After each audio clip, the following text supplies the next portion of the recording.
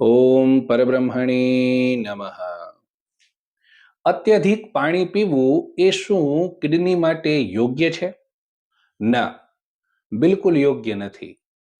આજકાલ લોકો ઘેલછામાં ખૂબ પાણી પીવું જોઈએ, ખૂબ પાણી પીવું જોઈએ એમ કરી અને ના તરસ લાગી હોય છતાંય પાણી પીધે જાય છે. યાદ રાખો, જેમ ખોરાકને પચાવવો પડે છે એમ શરીરને પાણીને પણ પચાવવું પડે છે અને તેમાં શરીરની ઊર્જા ખપે છે. જો તમને પાણીની જરૂર હશે તો આપણને તરસ લાગશે. આ વાત યાદ રાખો. તરસ નથી લાગતી, ઘણા લોકોને તરસ લાગવાનું ને ભૂખ લાગવાનું બંધ થઈ ગયું છે. તો થોડાક લાંબા અંતરે અર્થાત 2 કલાકે, અઢી કલાકે 1 ગ્લાસ પાણી પીવું યોગ્ય છે. પણ જ્યારે મન થયું ત્યારે પાણી પી કરવું યોગ્ય નથી.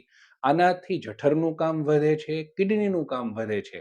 પાણી લોહીમાં ભળે છે અને લોહીમાંથી એ પાણીને સીધું બહાર કાઢી નથી શકાતું. એ કિડનીનું કામ વધારે છે અને શરીરની ઘણી બધી ઉર્જાની ખપત થાય છે. પરિણામે ઉત્સાહનો અભાવ અને ઘણું બધું. એટલા માટે ઋતુ પ્રમાણે, જેમ કે અત્યારે શિયાળો ચાલે છે તો શરીરમાં પાણીની ખપત ઓછી પડે છે. એ જ રીતે જો ઉનાળો હોય તો શરીરને ઘણા પાણીની જરૂર પડે છે. આ બધી વસ્તુઓને ધ્યાનમાં રાખીને પાણી પીવો તો સ્વસ્થ રહેવાશે.